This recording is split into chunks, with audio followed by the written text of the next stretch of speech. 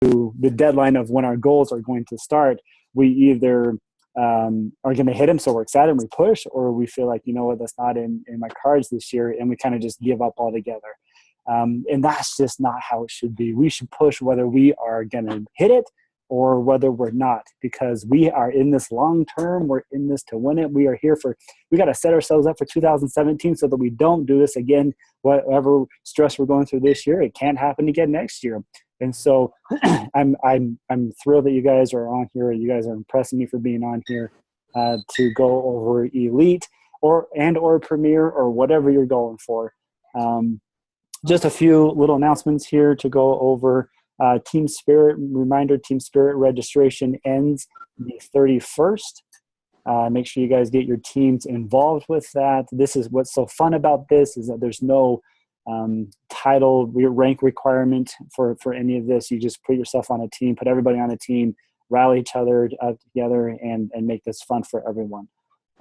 Quarter Force is coming out the 31st on BOD, and then on the 1st on, is that right? Did I say that right? And then first on for DVD sales. Make sure you have something to do with that. Make sure you guys have your group set up for that. I know you do.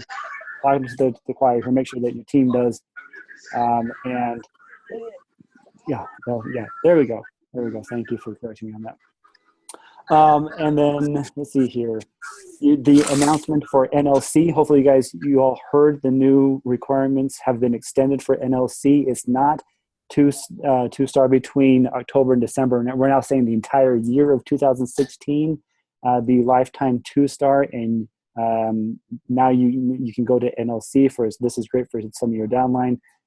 Make sure people are going to that. This is where the rubber hits the road, guys. Great stuff happens at NLC for all those who have been there.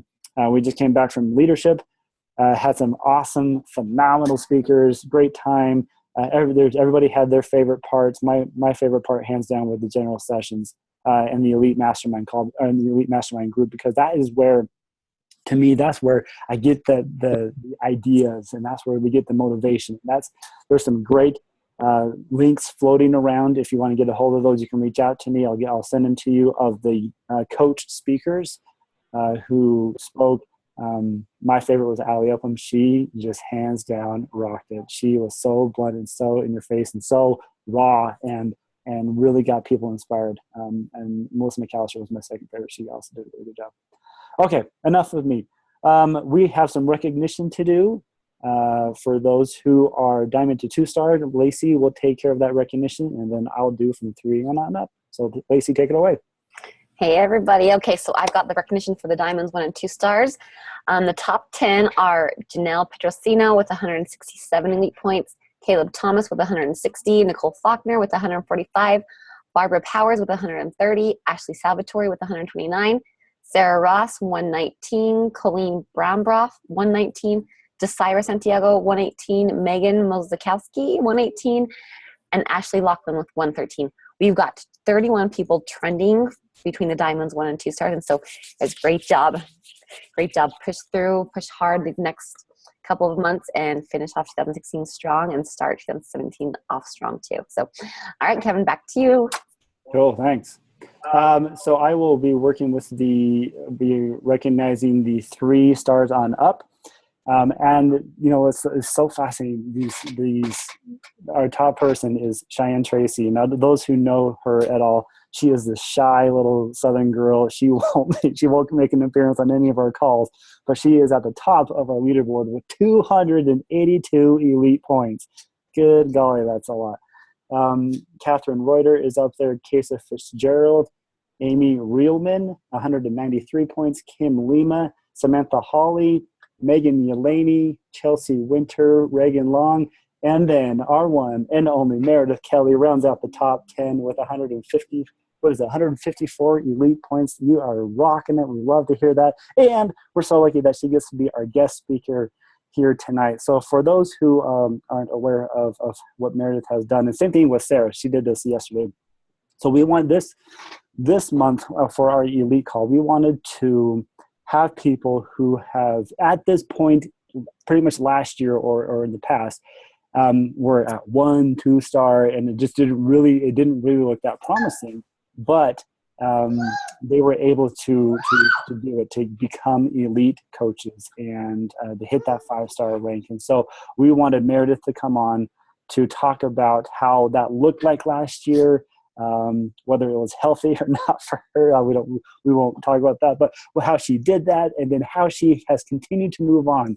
So I work with up until the 5 stars, and bless her heart, she has blown right past me. So she now works with Jeff Matthews, and she has continued to move forward. It wasn't just a build the 5-star and then crash back and then start all over again. She has continued to move forward. Definitely one of my favorite coaches to work with. She is a ball of energy. It was fun to see her leadership. So I will turn the time over to you, Meredith, for the training. Thanks, Kevin. And it's quite the intro. And he says, I'm a ball of energy, but I just spent the day with my 7-month-old nephew. So shout out to you mamas out there, because I'm like, I'm exhausted after that. But I'm super excited to be here tonight and to talk to you guys about kind of the momentum that we built as a team last year. Because last year in October, I was still a diamond coach. And I remember being at Summit in 2015, and I was kind of still a dabbler at that time. I was working full-time in corporate. I worked for Oracle, which some of you may be familiar with, is a big software company. And I was traveling pretty much the whole upper half of the East Coast. That was my job. I was a field sales rep. And I spent a lot of time in hotels, a lot of time on the road. And that's kind of how I got into Beachbody, actually, because I thought, okay, I can't go to a gym and I can't go to my spin classes anymore, which I had literally just started getting back into when I got this promotion, trying to lose some weight. And I realized that Beachbody was going to be hopefully the solution for me, where I could do these programs on the road and take them with me and do my workouts at whatever time of the morning or night that I had to get it done. So that was kind of the first year of my coaching. I started actively coaching in July of 2014. And when I say actively coaching, really it was just me sharing my journey on social media for public accountability. I really had zero intentions of creating a business. And I'm speaking at our Super Friday tomorrow night too. So I've been practicing a couple different renditions of this story. So I apologize if I'm a little bit jumbled and overexcited here. But one of the things I used to think about is, I had my real job, right? I don't know how many of you work a full-time job still or did while you're working Beachbody. And you think, okay, this is my real job. And then I have this Beachbody thing on the side. And that was me for the entire first year of doing this. I was just sharing it really selfishly for my own goals, to stay accountable and to hopefully inspire some people along the way and help them get started. But again, no intentions in the business. So when I ended up going to Summit last summer, my mind was blown. I was like, oh my gosh, these people actually have made a life of this. This is for real. And this isn't just people who started 6 years ago or 4 years ago when the company was just gaining momentum. Some of these people are hugely successful in just, 2 years or 3 years. So why not me? So I came back from Summit, not even really knowing what Elite was, or, I kind of understood the Star Diamond ranks, but was really just excited and thought, what, I'm going to give this a shot and do my research and see what I need to do. So I remember sitting down with Jeff Pearson at the time, and he was in town locally here, just north of Boston. And I said, I think I want to push for Elite. And he's like, let me look at your points. And he goes, you have 39 points right now. And that was at the end of June. And I was like, okay, how many do I need? I need 100, right? And he was like, yeah. So long story short, I'm telling you guys all of this because I was in a situation where it was very unlikely to hit Elite, let alone end in the top 200 at the end of last year. And I kind of blew my own mind with that, but it was really because I didn't think about it. I didn't overthink about it. I didn't dissect all the numbers and pressure my coaches to reach goals. It was really about sharing my journey and having that accountability and talking to my coaches about their goals. So when I came back from Summit, I met with Jeff and I said, I'm going to push for it. And he didn't laugh at me. He was like, all right, write it down on a piece of paper and I want you to look at it every single day. So that's what I did.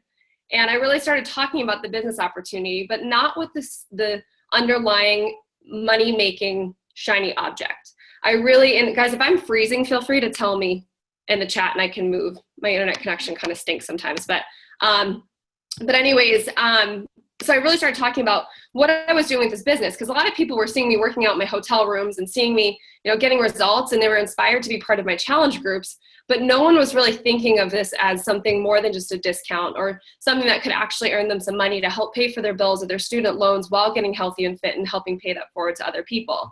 So when I started to talk about that in my posts and I started to paint that vision of what I was doing, that's where the momentum started to build. And in July and August, I started to attract people to my team who had that same goal.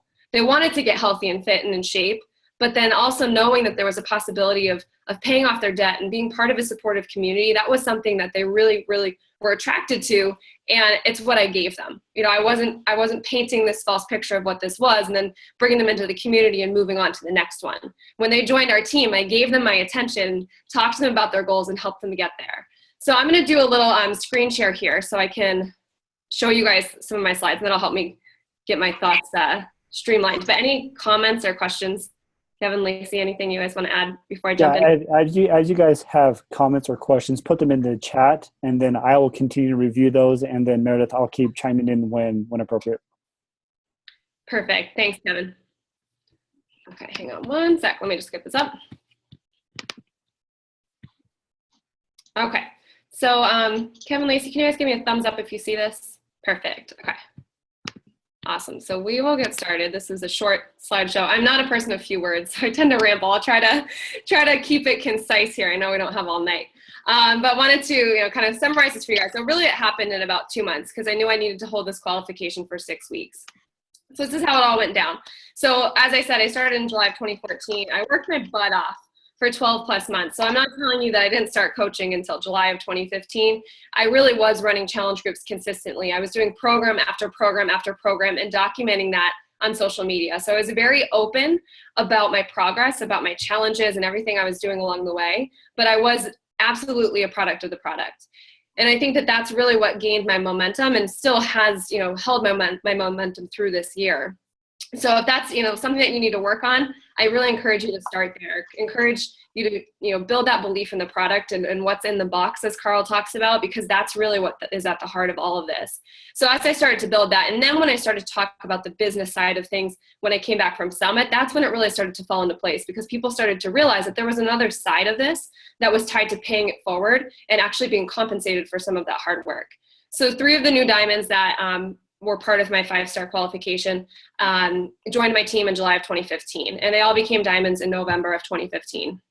Then 1 diamond had been on the team for almost the entire time I had been actively coaching. She was one of my first challengers, but you know what? She stuck with me, and I talked to her about my goals. I talked to her about this other side of the business. She became diamond in November.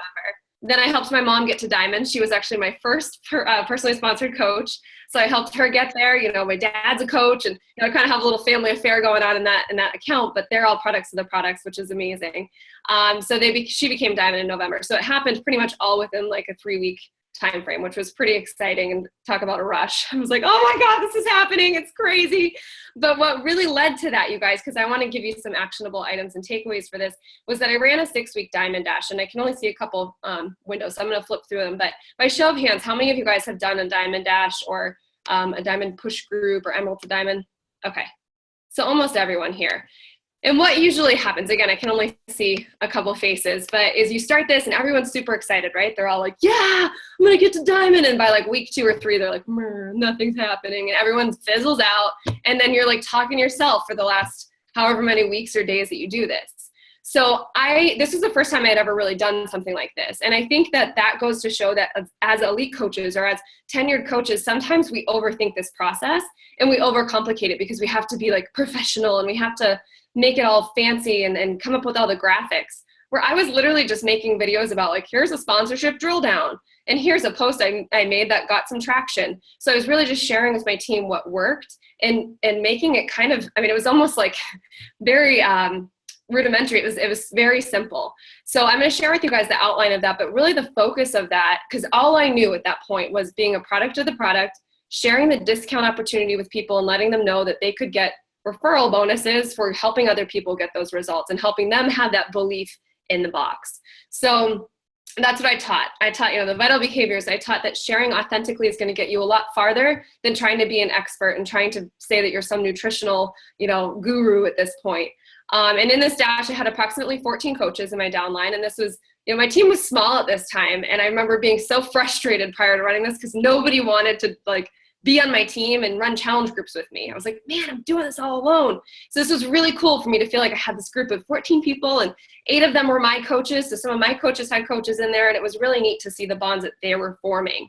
But we also did a team-wide challenge group. So I invited my whole downline to be part of that challenge group. And I think that really helped my coaches who were building this business but hadn't really seen a challenge group yet. So I asked them, be participants, ask people to join and be part of this, but you have to be a challenger first before you're going to actually be a business mentor. So we talked about, how we could be an elite team. I kind of explained it to them, but really just said, hey, this is an awesome recognition piece from the company for us as a team. It's not about me, but I want you to be part of this. So I think that was really, important to share that goal with them and let them know that they're a part of that goal. So I'm going to share with you the downline or the outline here. So this is, you guys can read this and I can post it in the Elite page if that would be helpful.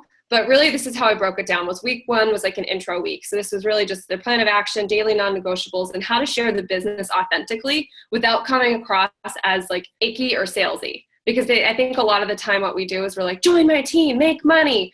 Would you work out for $500 a month? And it just like, it sounds like, yeah, sure, pay me $500, but it just sounds too good to be true. So I think, there's different ways of sharing this business that show what's really at the heart of it. In creating your avatar. So I don't know how many people have done that exercise, but I'm happy to share that with you. And that's really just creating, a visual of who you're speaking to. So every time you write a post, you are speaking to that person that you want to have on your team. So it's almost like a make-believe character or like an imaginary friend. But I'm telling you guys, as soon as I did this exercise and I did it with my team, it was almost scary, the amount of like avatars that were coming to my team. I'm like, oh my gosh, like my avatar's name is Taylor. And I have like a bunch of Taylors on my team. I'm like, this is so crazy, and I explain her fears and her objections and her, her insecurities, but also what she has, her love language, if it's gifts or if it's whatever it is. Like I describe this person, and that's what I talk about in my posts, and that's what I've taught my team to do. And week 2 kind of spills over from that. It's finding your niche, connecting with those people, going public and having your profile look professional, but I can add a little asterisk on that because I've actually changed my perspective on that recently. But personal development and the importance of consistency and breadcrumbing your story. Week 3 is confidence and inviting. And you guys, this is what stems from that belief. So week 3 is really where I do a gut check with my coaches and with my challengers, we're just talking about coaches, but I ask them, okay, are you doing your program 100%? Because if you're not doing that, you got to go back to square one, because you can't go into week 4. You can't go into 5 and 6. You can't build a team unless you're first leading yourself. So that's where we talk about, okay, your confidence is going to come from the fact that you're getting results and that your challengers are getting results and that this actually works. So we kind of go through that and talk a little bit about onboarding, because at this point, if we're running a challenge group and they had challengers in that challenge group, that's when you want to get in touch with them and convert them to coaches so that they can be advocates and share this with other people. So that was where, we had all these diamonds like pop, right around that 3-week or 4-week mark, because we had all been in a challenge group together. So it really worked kind of like clockwork, where it's like, okay, they're challengers. Now we're putting them into a group, Coach Basics group, and that's when they're going Emerald. So it was really kind of happening like clockwork, but it was all foundationed on getting results, being in a challenge group, and being proof the products work. So week 4 then is when we start talking about cycle bonuses and volume, because up until this point, you haven't had to worry about that. So we don't talk about the money in the first few weeks because it's not important. That's not what we're here for. So that's what we talk about, at that end of the month, because maybe they've made a bonus or a commission at that point. So you go, okay, now we can walk you through it because it's actually in your back office. So we talk about that. We go through sponsorship drill down, leadership ladder, and follow up.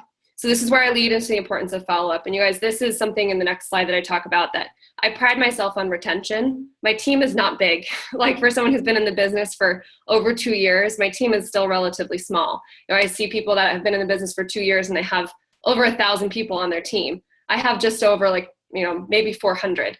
And most of those are discount coaches, but they've been long-term customers because I follow up with them and I maintain that relationship with them and make sure that if they're sick of their Shakeology flavor, we try something new. So, that's something I think that's so important and so valuable that we don't always give enough credit to. Now, week 5 is helping your coaches. So getting started right calls, goal setting, knowing their personalities, and recognition is huge. So we talk a lot about recognition. This is when, even if someone was far from Diamond or not getting there, I'd recognize them for something else. Make them feel significant and important, not just because of their rank advancement, but because of the work that they're putting in. And then week 6 is all about time management, because as your team is starting to grow, as we all know, things get a little bit crazy. So that's when we really focus on that and focus on keeping that momentum going, because we all get, I mean, I'm so guilty of it too. I see a deadline and I push so hard to that deadline. And as soon as it's over, I go, you let your feet off the gas. So this is where, you know, I really try to help them keep that momentum going. So that's the outline. Again, I can post that, but just a couple of basic tips I wanted to go over is really, I've said this a lot, you know, building your foundation on results first. And that starts with you. That my team name is now the Fly Team. We had to kind of alter it a little because it was a little bit like the Spice Girls at first. So we changed it to the Fly Team, and that stands for first love yourself and first lead yourself. And I think that's really what this business is all about. If you're not first leading yourself and learning to love yourself, you can't teach someone else how to do that. So it starts with you. It starts with being relatable and finding your life lanes. So what, you know, Beachbody, I think, is a big part of all of our identities at this point. If you're pushing for elite, hopefully it's something that is a big part of you, but there's so much more to you than just Beachbody. So, you know, I really teach my coaches to post about Beachbody, but don't have it be the only thing you post about. There's other aspects to you, and you can post about it in every post, but weave it into other aspects of who you are, not just Beachbody, Beachbody, Beachbody. And then leading with the transformation opportunity, not the transaction opportunity. So that's really talking about, okay, I know you want to be a coach, you want to, maybe you see the income potential, but let's first talk about what the changes are that you want to make. You know, the things that we can fundamentally work on for you before we start trying to make an income off of it. Finding people who share your vision and desire for this business. So the example I gave was, you know, paying off my student loans and my debt. And I talked about how I was doing that by getting in shape and helping other people do the same. And that's when I started to attract a lot of people that wanted that same end goal and that same vision. So when we were all pushing for Diamond, we're all pushing for Elite, we were linking arms and all running towards the same goal. Like, I can't tell you how many texts I get now that it's like, doubled up on my student loans, booyah! And I'm like, yes, you know, like we all kind of have that same like excitement over that. So, you know, finding that vision, whatever that is, you know, but teach them to speak to the person they were before Beachbody. And I think this is so important because a lot of the times, especially when we're having success, and I'm so guilty of this year, I started talking all about, you know, my free time and what I get to do with this Beachbody coaching opportunity. But I've kind of gotten away from talking to Taylor, my avatar. You know, what does she need to hear? What does she want to see? You know, what does she need to be reminded of about where I came from? So that way I can pull her out of that ditch and out of that rut she's in because I've been in her shoes. So I think it's really, really important to talk about, you know, where you were before and talk to that person. Using the diamond tracker. Visuals are huge. Like just, you know, having someone, if they get like, you know, 4 of the bubbles filled in with faces, make sure they're printing out faces and pictures of the people that are there. That can make them feel like, oh my gosh, I'm halfway there, you know, instead of feeling like it's so far off and cheering them on in that process. And never stop doing the basics. So don't deadline dash. And this is what we all do. I think everyone goes, okay, 2 weeks in, I'm not making progress. And then they quit. But what about the fact that this shouldn't have a deadline? Like, yes, we do have a qualification period, but I really, really try hard to tell my coaches, okay, you're pushing for this at this goal, but what's next? You know, don't go to that deadline and just give up. We gotta keep that momentum going and keep that roadmap moving beyond that date. And focus on retention, not recruitment. And they talked about this a lot at the leadership retreat this weekend, which I thought was so important. And I'm so happy they talked about it because I'm not a big recruiter. And I always felt like, man, should I be like posting more ads and you know, running more open houses and stuff to get people on board? But no, like I think the reason why I've been successful and the reason why my team was able to reach those goals last year is because it was really foundationed on retaining people and making sure that we're helping them get results first and change their lives truly from the inside out. And that's when it then bubbles over into that ripple effect that impacts other people. And then lastly is to be the coach you needed. So I hear a lot of coaches, you know, in the network and on my team and my large organization saying, well, I don't have an upline and my upline doesn't support me. And I've been very fortunate that my upline organization, you know, has all kinds of great resources and stuff to take advantage of. But when I got into this business, you guys, I'll admit now, I was a dormant coach for 2 years prior to this. So I was pretty embarrassed. Signed up in 2012 and did nothing for 2 years. And I was on an inside dead leg. So like nothing was happening. So I didn't really know. I was like, okay, well, I can't go to my upline because it's like I've obviously failed out of her coach basics like 3 times. So I'm just going to do this and figure it out. But at the same time, I knew that I wanted to make sure my coaches didn't do that same thing and that I had resources to give them and that I empowered them. So I worked closely with my runners. I know their goals and I know why Diamond's important to them. And it shouldn't just be so that I can achieve elite or so I can achieve 5-star. And I have a lot of like people pleasers on my team that want to make sure that they're helping the overall goal. but you have to make sure that they have something emotionally connected to that as well. So make sure that you're drilling deeper into that for them and having it not just be monetary, because we all know when you get to diamond, money doesn't just come like raining out of the sky. So you got to make sure that you're building that expectation, because I see a lot of people get disappointed with that too, or they hit diamond and their next paycheck is actually lower than the one from the week before, and they wonder why. So I think really setting that expectation beyond just the financial return.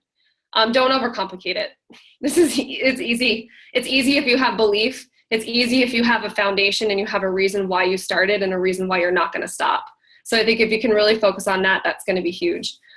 Cheer them on every step of the way, no matter what roadblocks they're hitting, no matter how many challenges they're hitting, but recognize hard work. And this is something that Kim Carver talked about at leadership as well, that I really hit home for me, is not telling someone, oh my gosh, you're so good at this. You're so good at this. Because it's making them feel like, and some people have that people skill that's just refined and it's part of what they do and who they are. But I never try to tell people, wow, you're really good at this. I say, man, you're working your butt off. Great job. Keep going. Because that is recognizing hard work, and it helps other people to know that they can do it too if they just maybe work a little bit harder, if they refine that skill a little bit more, not strictly based on talent. Help them collaborate with each other. So I loved having this group because I was asking them to share their avatars with each other and asking them to give input on each other's answers to things. And it really helped them to collaborate with each other. But also for me, I asked for feedback. I try to be a continual student and learn from my coaches. And I can't tell you how much I've learned from them. And I tell them when I learn something from them, because it makes them feel significant. And I usually will tell them, hey, that was awesome. I learned that from you. Do you mind sharing that in the team page? Or do you mind getting on a team call? Or if I shout you out on the team call and have you talk on that for a few minutes? It helps them feel like a leader. And that's really kind of along the same lines of giving them resources, but empowering them with opportunities. Scare them a little bit. Tell them, hey, I'm going to make you do a live video on the team page tomorrow at 9 a.m. You down? They'll be like, oh my God, I'm so scared, but once they get out of that comfort zone and they're doing things to challenge them, it makes them feel empowered, and they know that they can ask that from their coaches then too. So I think that is it for slides. So I hope that was helpful. I know I do these and I'm always like, I don't think I'm saying and I'm telling them anything they don't already know, which I'm probably not, but I hope it reiterates the fact that you guys are already equipped with the resources and knowledge to be successful.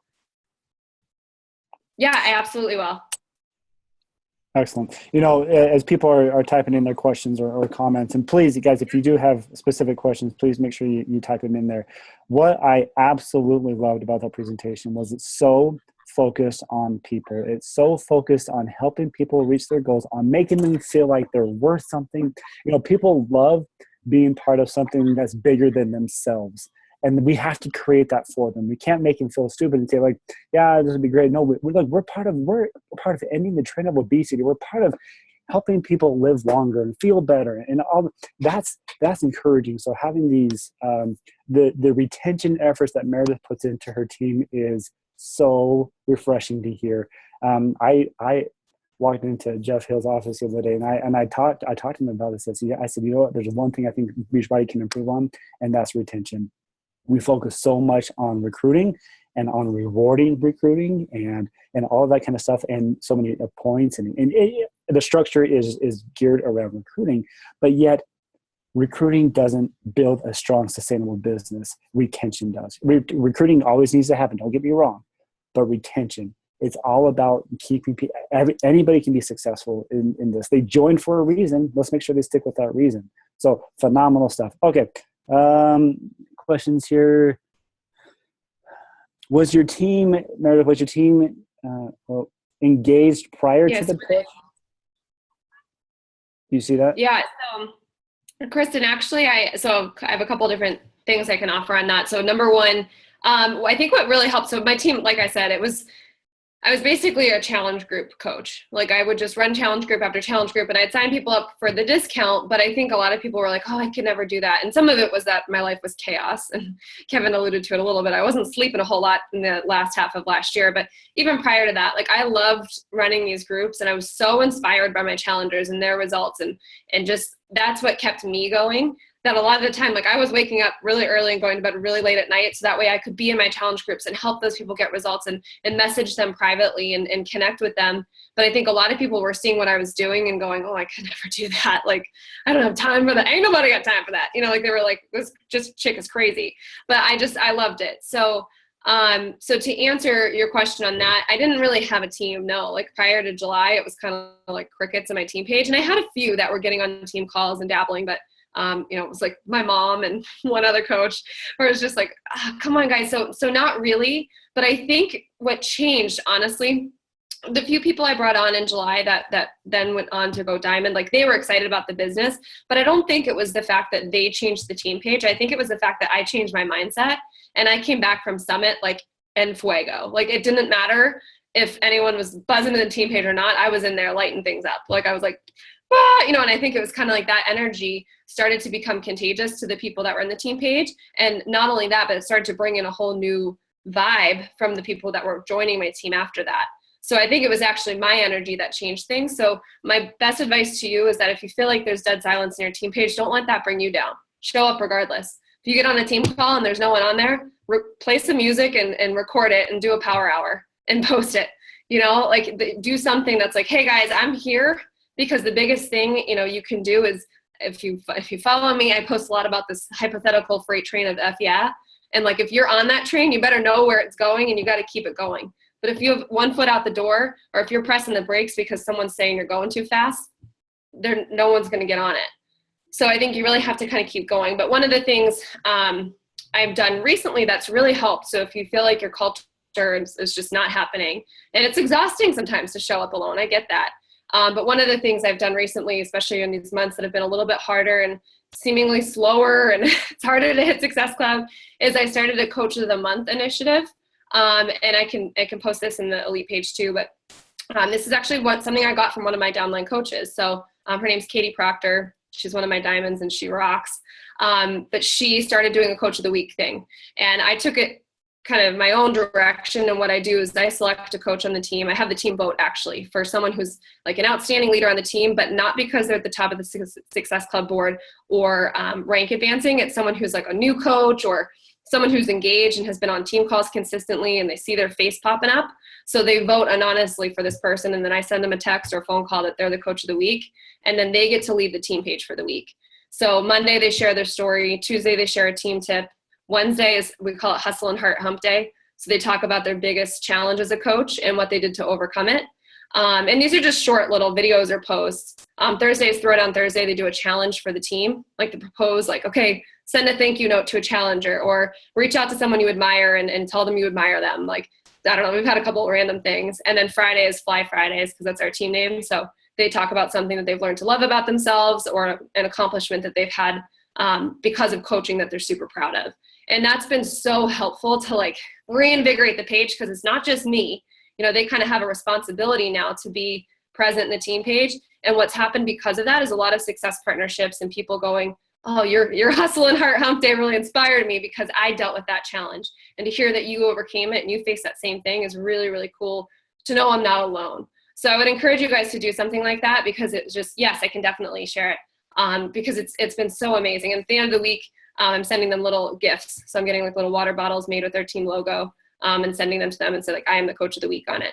So I thought it was like, it's just like a little thing that makes them feel special and makes them feel significant because people don't quit when they're having fun, when they feel like they're part of something. But when it's stressful and it feels like a job, most of us all have a 9-to-5 that stresses us out and makes us feel insignificant. So you don't need something else, definitely not something you're paying to do. So I think any way we can make it fun and make people feel special is huge. And then we're just looking for these other questions. Oh, and then one thing I wanted to share too, when we're talking about duplication. So the Team Spirit Challenge, we've really leveraged that a lot in our team. And again, this has been kind of a slippery slope because I don't want to dive into too much recruitment with my team and have the focus be simply on signing up coaches. But what we've done is we've tied that to the Core to Force launch. And we've said, okay, anyone who wants to sign up and be part of our Core to Force Challenge group, you register as a coach, you'll be part of our Team Spirit push for 60 days. We're running it actually through the end of the year. And they'll be signed up as a coach. They can bring on referrals, but they're not getting introduced to any of the business stuff until they get results. they have to prove themselves through the challenge group. And not that I'm going to like kick them off the team, but if they don't get results after the 30 days, that's when we're going to have like a reeval and say, okay, do you really feel like you're cut out for this? So it's almost like that, like they're almost like trying out for the team. It sounds weird, but I feel like we're almost like getting people enrolled that way, to give them those results and that cultural experience of what it means to be a coach and what it means to be a challenger first. And then we'll transition into the business aspect probably in December, January, depending on how that rolls out. So that's a way that we're leveraging it to help build our teams and get people to rank advance, but also focusing really on that fundamental of getting results. Yeah, and I mean, we have a couple days left, but hopefully that's helpful for you guys, to present that idea to your team. Guys, I hope you took notes right there. That idea is so incredible, Meredith. That is so fun. I love it. It keeps them accountable. It keeps it fun. It keeps it exciting. It keeps them. It's the retention. Once again, it's focusing on retention. It's getting them to do something. How in the world are they going to become a leader if they don't have these opportunities to actually show that they can lead? And so, giving them these, the spotlight of the week or coach of the week or what you just mentioned, so phenomenal. Well, it's no surprise where you are where you're at. What's really cool too. They're all like surprised when I tell them like, hey, you were voted as coach of the week. They're like, me? How? Who voted for me? And I'm like, even if it was like 2 people, I'll be like, the coach, the team's inspired by you. And I think it really empowers them because I think a lot of these people look up to us as their leaders.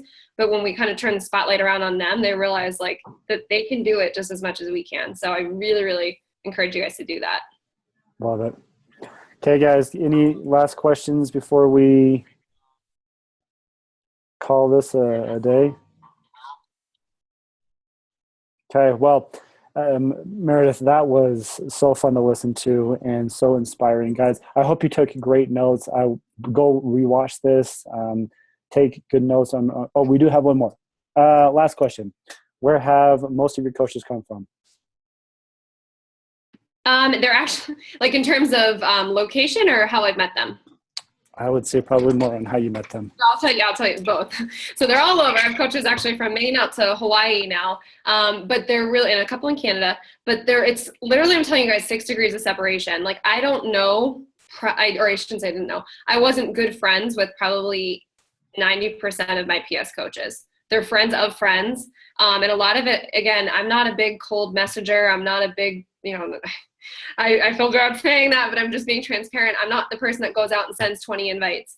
But I do share who I am. I share authentically, like my journey, my results, and I've gotten better at the inviting thing. But my first year of coaching was really just all about me sharing my journey. So a lot of it, was making my profile public and having people that were liking my comments or commenting and liking my pictures. Their friends were the ones that would then apply or reach out to me. And I think part of it's because they didn't have anything to lose. They're like, I don't know this chick. She turns out to be crazy and this is a scam, then I can just cut the cord and never talk to her again. It's actually the people closest to me that have been a little bit more skeptical and slower to embrace this. But I love it so much that I'm okay with that. But I feel so blessed to have met the people that are on my team. They're all amazing. I love them. Great answer. Okay, yeah. So once again, whether you are or are not on par to go for Elite this year, these are things that you can use throughout your entire business and into 2017. This is a great. It can be done. Meredith did put it into practice. Let's put our head down. Let's focus on what we know works.